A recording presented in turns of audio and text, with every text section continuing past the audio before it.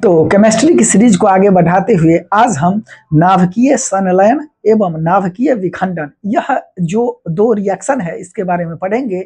यहाँ पे हम उदाहरण सहित चीज को समझेंगे कि किस प्रकार से सूर्य और तारा में नाभिकीय संलयन अभिक्रिया के माध्यम से हमको एनर्जी मिलता है, ऊर्जा मिलता है और यह जीवन जो है सुचारू रूप से चलने का काम करता है। तो let's no stay tune study hard. आइए सबसे पहले हम बात करते हैं नाभिकीय संलयन अभिक्रिया यानी कि न्यूक्लियर फ्यूजन रिएक्शन का। तो नाम से ही पता है संलयन, संलयन का मतलब होता है जोड़ना।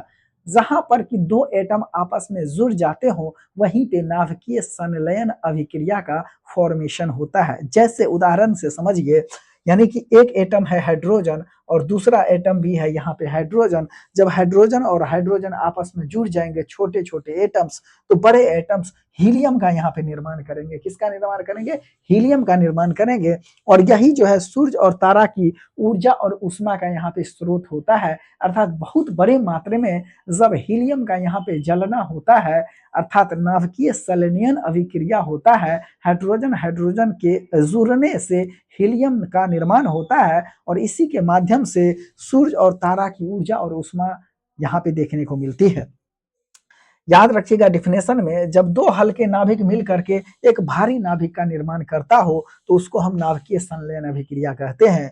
यहाँ पे उष्मा एवं ऊर्जा की विशाल राशि मुक्त होती है, निकलती है। एक है साइंटिस्ट जिसका नाम है बेथे। बेथे ने कहे थे कि सूर्य के अंदर कार्बन नाइट्रोजन चक्र चलता रहता है, तो सूर्य के अंदर नाभिकीय संलयन अभिक्रिया होती है, फलतः यहाँ पे कार्बन नाइट्रोजन चक्र चलते रहता है। यह क्वेश्चन पूछा हुआ है, किसने कहा था? बेथे ने कहा था, याद रखिएगा। अब यहाँ पे एक नोट बना के याद रखिएगा कि जो हाइड्रोजन बम है, हाइड्रोजन बम का निर्माण जो होता है वह अनियंत्रित नाभिकीय संलयन अभिक्रिया के द्वारा हाइड्रोजन बम का निर्माण यहाँ पे होता है। और याद रखिएगा, अगर हम हाइड्रोजन बम का तुलना परमाणु बम से करें तो हाइड्रोजन बम मोर पावरफुल होता है, बहुत अधिक पावरफुल होता है, यानी कि 100 गुना अधिक पावरफुल होता है परमाणु बम की तुलना में। तो इस बात को याद रखिएगा, हाइड्रोजन बम अधिक पावरफुल होता है परमाणु बम की तुलना में। आइए अब हम नाभिकीय विखंडन अभिक्रिया की बात करें तो नाम से ही पता है विखंडन यानी कि न्यूक्लियर फ्यूजन। फ्यूजन का मतलब होता है टूटना, अर्थात जब एक भारी नाभिक छोटे छोटे दो हल्के नाभिकों में टूट जाता हो तो उसी को हम नाभिकीय विखंडन अभिक्रिया कहेंगे। यानी कि यहाँ पे याद रखिएगा कि परमाणु बम का निर्माण अनियंत्रित विखंडन अभिक्रिया पे होता है। मैंने आपको बताया कि हाइड्रोजन बम का निर्माण अनियंत्रित नाभिकीय संलयन अभिक्रिया पे होता है, जबकि यहाँ पे परमाणु बम का निर्माण अनियंत्रित नाभिकीय विखंडन अभिक्रिया पे होता है। भारत के संदर्भ में हम परमाणु परीक्षण का बात करें ने परमाणु परीक्षण 18 मई 1974 को पोखरण में किया था। तो पोखरण कहाँ है? जैसलमेर जिला राजस्थान में पड़ता है यह।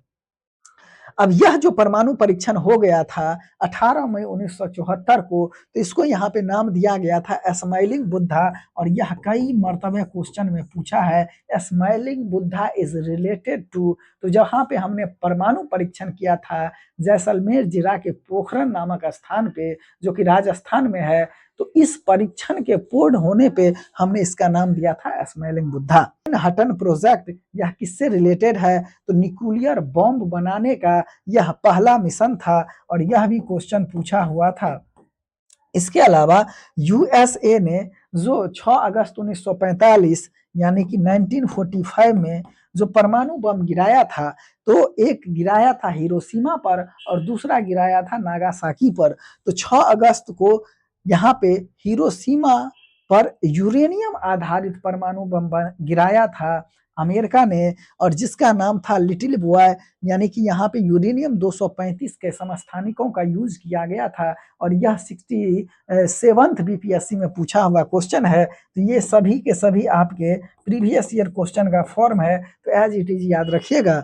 अगला है 9 अगस्त 1945 को अमेरिका ने दोबारा जापान के नागासाकी पर प्लूटोनियम आधारित था गिराया था, जिसका नाम है फैटमैन। और यहाँ पे बहुत जान माल की हानि हुई थी, आज तक उसका अवशेष जो है वो देखने को मिल रहा है। 1945 को हिरोशिमा पर यूरेनियम आधारित बम गिराया जिसका नाम है लिटिल बुआ, और 9 अगस्त 1945 को नागासाकी पर प्लूटोनियम आधारित बम गिराया जिसका नाम दिया था फैटमैन, जिसमें प्लूटोनियम 239 का यूज किया गया था।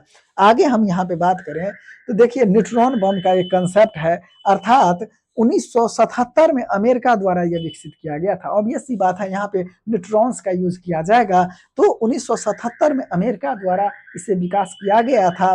और यह जो है इसका कार्य का बात करें तो यह